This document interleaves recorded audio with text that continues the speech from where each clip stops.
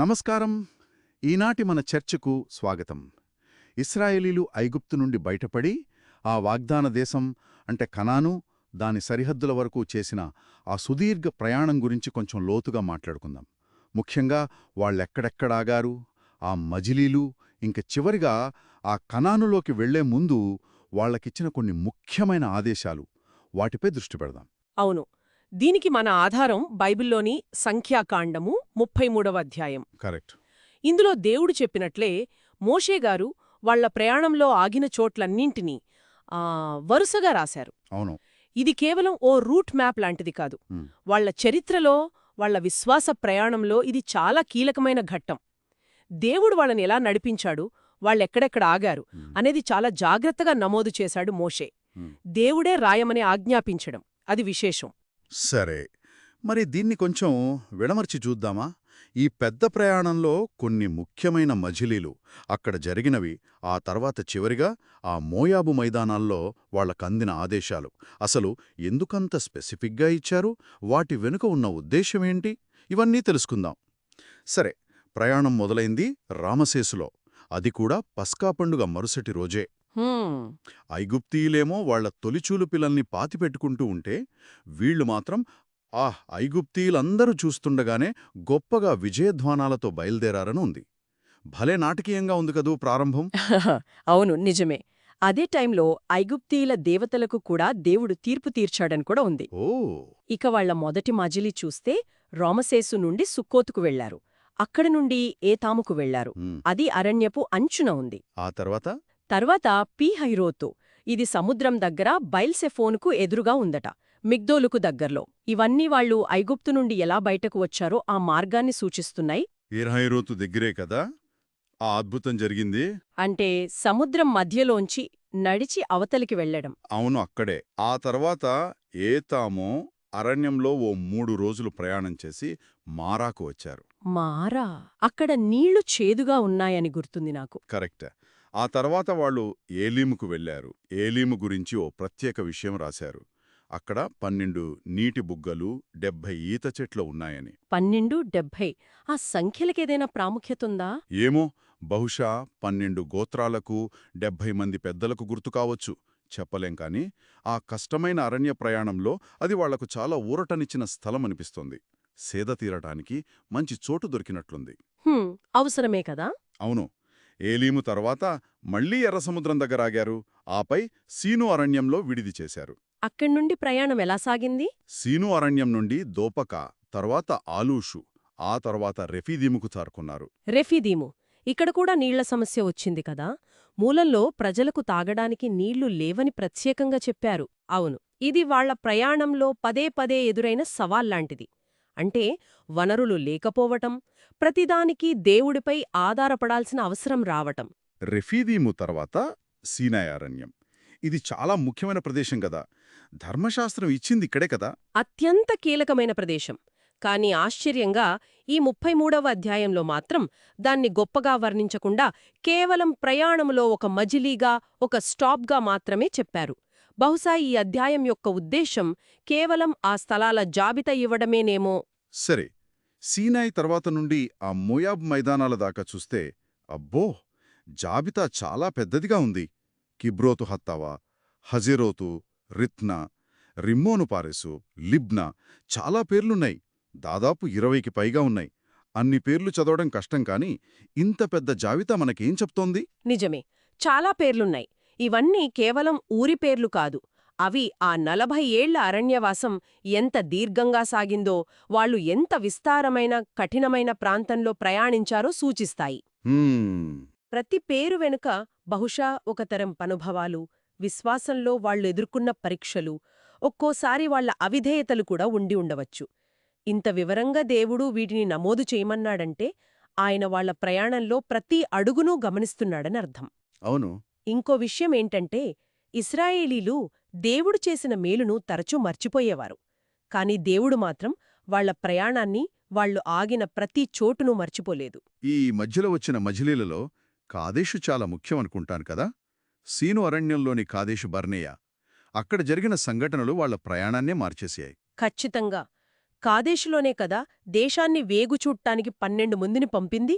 వాళ్లలో 10 మంది తెచ్చిన నెగటివ్ రిపోర్టు విని ప్రజలు అవిశ్వాసం చూపించారు. దానివల్లే 40 ఏళ్లు అరణ్యంలో తిరగాల్సొచ్చింది. అవును, ఆ తరం వాళ్ళు యెహోషువ, కాలేబు తప్ప ఎవరూ వాగ్దాన దేశంలోకి వెళ్లలేకపోయారు. ఈ జాబితాలో కాదేశు కేవలం ఒక మజిలీగా కనిపించినా దాని వెనుక ఇంత పెద్ద కథ, ఇంత విషాదముంది. సరే, కాదేశు నుండి వాళ్ళు ఎదోము దేశం సరిహద్దు దగ్గరున్న హోరుకొండకు వెళ్లారు. ఇక్కడ కూడా ఒక ముఖ్యమైన సంఘటన జరిగింది కదా, యాజకుడైన అహరోను మరణం. అవును, అది కూడా యెహోవా ఆజ్ఞ ప్రకారమే జరిగింది. అహరోను ఆ కొండపైకి ఎక్కి మరణించారు. అది సరిగ్గా వాళ్ళు ఐగుప్తు నుండి బయలుదేరిన 40వ సంవత్సరం. 40వ సంవత్సరం. అవును, 40వ సంవత్సరం 5వ నెల మొదటి రోజున. అప్పుడు ఆయన వయస్సు 123 సంవత్సరాలు అని కూడా మూలం చాలా స్పష్టంగా రాసింది. ఇదొక శకం ముగింపులాంటిది, నాయకత్వంలో ఒక మార్పు. మోషేగారి సోదరుడు, ఇశ్రాయేలీయుల మొదటి ప్రధాన యాజకుడు ఆయన. అక్కడితో ఆయన ప్రస్థానం ముగిసింది. యాజకత్వం ఆయన కుమారుడు ఎలియాజరుకు వచ్చిందప్పుడు. అవును, అదే సమయంలో దక్షిణ దిక్కున ఉన్న అరాదు రాజైన కనానీయుడు, అంటే కనాను దేశపు రాజు, ఇశ్రాయేలీలు వస్తున్నారని విన్నాడట. అంటే వాళ్ళు వాగ్దాన దేశానికి చాలా దగ్గరగా వచ్చారని, చుట్టుపక్కల రాజ్యాలు గమనిస్తున్నాయని అర్థం చేసుకోవచ్చా? ఖచ్చితంగా. వాళ్ల రాక ప్రభావం అప్పటికే మొదలైంది. హోరుకొండ నుండి వాళ్ల ప్రయాణం సల్మానా, పూనోను, ఓబోతు మీదుగా మోయాబు సరిహద్దుల్లో ఉన్న ఈయే అబారీము వరకు సాగింది. ఆ తరువాత దీబోనుగాదు, అల్మోను దిబ్లాతైము దాటి నెబో పర్వతం ఎదురుగా ఉన్న అబారీము కొండలకు చేరుకున్నారు. క్రమంగా యొర్దాను నదికి తూర్పువైపుగా ప్రయాణిస్తున్నారన్నమాట. చివరికి ఎరికో పట్టణానికి ఎదురుగా యొర్దాను నదికి ఇవతల వైపున ఉన్న మోయాబు మైదానాలలో వాళ్లు విడిది చేశారు. బెత్తేషిమోతు నుండి ఆబెలిషిత్తిము వరకు ఆ మైదాన ప్రాంతమంతా విస్తరించి ఉన్నారట. 40 ఏళ్ల సుదీర్ఘమైన, ఎన్నో కష్టనష్టాలతో కూడిన అరణ్య ప్రయాణం తర్వాత వాగ్దాన దేశపు అంచున నిలబడటం అదొక కీలకమైన సమయం వాళ్ళ జీవితాల్లో. అవును, చాలా కీలకమైన సమయం. ఇక్కడే ఈ మోయాబు మైదానాల్లోనే యొర్దాను నది దాటడానికి కొంచెం ముందు యెహోవా మోషే ద్వారా ఇశ్రాయేలీలకు చాలా నిర్దిష్టమైన, చాలా ముఖ్యమైన ఆదేశాలనిచ్చారు. ఇవి కేవలం ఆ ప్రయాణానికి సంబంధించినవి కావు. కాదా మరి? కాదు, వాళ్లు ప్రవేశించబోయే దేశంలో వాళ్ల భవిష్యత్తెలా ఉండాలి, వాళ్ల సమాజమెలా ఉండాలి, దేవునితో వాళ్ల సంబంధం ఎలా కొనసాగాలి, వీటన్నిటినీ నిర్దేశించే ఆదేశాలివి.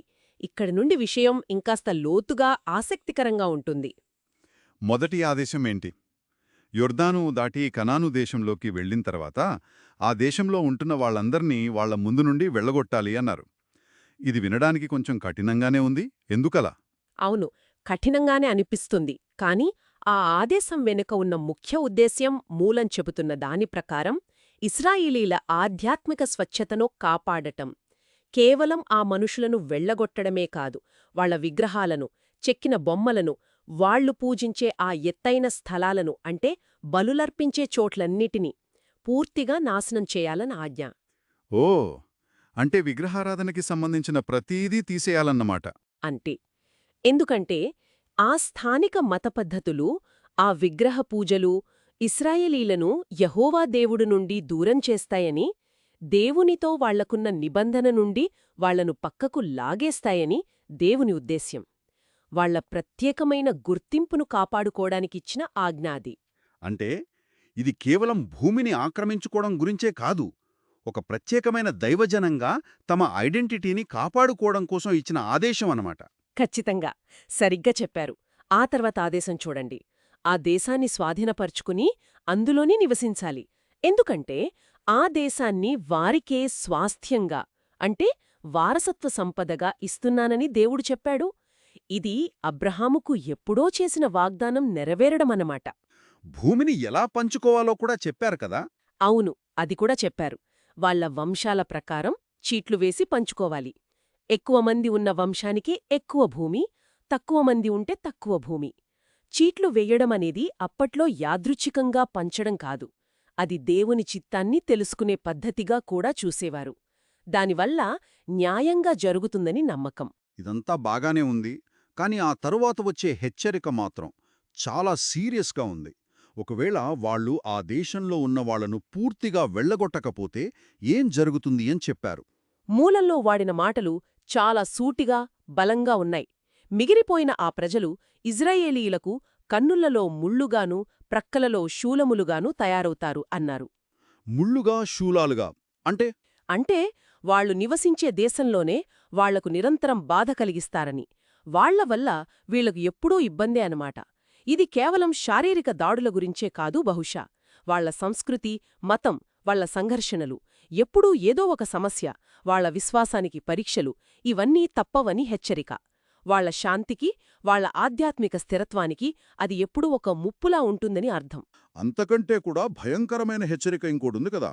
దేవుడు ఆ కనానీయులకు ఏదైతే చెయ్యాలనుకున్నాడో ఆ శిక్షనే మాట వినని ఇజ్రాయేలీలు కూడా చేస్తానని చెప్పడం, ఇది వినడానికే బరువుగా ఉంది. అవును, ఇది చాలా బరువైన మాటే. ఇది దేవుని మాట పట్ల విధేయత ఎంత ముఖ్యమో, ఆయన ఆజ్ఞలను మీరితే ఎంత తీవ్రమైన పరిణామాలుంటాయో నొక్కి చెబుతోంది. ఇజ్రాయేలీలు దేవుడెన్నుకున్న ప్రజలే కావచ్చు, కాని వాళ్లు కూడా నిబంధనకు కట్టుబడి ఉండాలి. అవిధేయత చూపిస్తే వాళ్లు కూడా దేవుని తీర్పు నుండి తప్పించుకోలేరు అని చాలా స్పష్టంగా చెప్పారు. ఆ దేశ ప్రజల పాపం వల్ల వాళ్లను తొలగించమని చెప్పిన దేవుడే ఇప్పుడు అదే పాపంలో ఇజ్రాయేలీలు పడితే మీక్కూడా అదే గతి పడుతుంది అని హెచ్చరిస్తున్నాడు. కాబట్టి మొత్తం మీద చూస్తే ఈ సుదీర్ఘ ప్రయాణం, ఈ మజిలీల జాబితా, ఆ చివరి ఆదేశాలు, హెచ్చరికలు, ఇవన్నీ కలిసి ఇశ్రాయేలుల కథలో ఒక చాలా ముఖ్యమైన అధ్యాయాన్ని మన ముందుంచుతున్నాయి. ఇది కేవలం పాత కథ చెప్పుకోవడం కాదు. నిజమే. ఈ ప్రయాణం వాళ్లను ఒక జనాంగంగా తీర్చిదిద్దింది. ఆ మోయాబు మైదానాల్లో ఇచ్చిన ఆదేశాలు, అవి వాళ్ల భవిష్యత్తు సమాజానికి, వాళ్ల ఆధ్యాత్మిక జీవితానికి పునాది రాళ్లు లాంటివి. దేశాన్ని ఎలా స్వాధీనం చేసుకోవాలి, ఎలా పంచుకోవాలి, అక్కడ ఎలా బ్రతకాలి, వేటికి దూరంగా ఉండాలి, ఇవన్నీ వాళ్ల మనుగడకు, దేవునితో వాళ్ల సంబంధానికి అత్యవసరం అని చెప్పబడింది. అవును. ఆ ఆదేశాలు పాటించారా లేదా అనేదాన్ని బట్టే వాళ్ల భవిష్యత్తు ఆధారపడి ఉంటుంది. ముఖ్యంగా ఆ చివరి హెచ్చరిక, ఆ స్థానిక సంస్కృతులతో, ఆ పూజలతో రాజీ పడితే వచ్చే ప్రమాదాలు, చివరికి దేవుని శిక్షకే గురయ్యే అవకాశం, ఇది తరువాత తరాల వాళ్లకు, వాళ్ల చరిత్ర అంతటికీ ఒక నీడలా ఉండిపోయిందనిపిస్తుంది. అవును. తర్వాత పుస్తకాల్లో చూస్తాం గదా, వాళ్ళు హెచ్చరికలను ఎంతవరకు పాటించారు, దాని పర్యవసానాలు ఏమయ్యాయో. ఖచ్చితంగా. మొత్తంగా చూస్తే సంఖ్యాకాండం 33వ అధ్యాయం ఇశ్రాయేలీల గతాన్ని నమోదు చేయటమే కాదు, వాళ్ల భవిష్యత్తుకు ఒక దారి చూపించింది.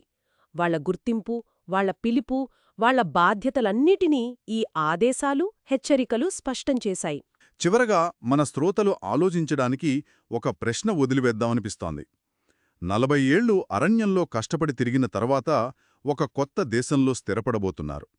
ఆ సమయంలో అక్కడ అప్పటికే ఉంటున్న నివాసులను పూర్తిగా తొలగించి వాళ్ల ఆచారాలను నాశనం చెయ్యాలనే ఆదేశం.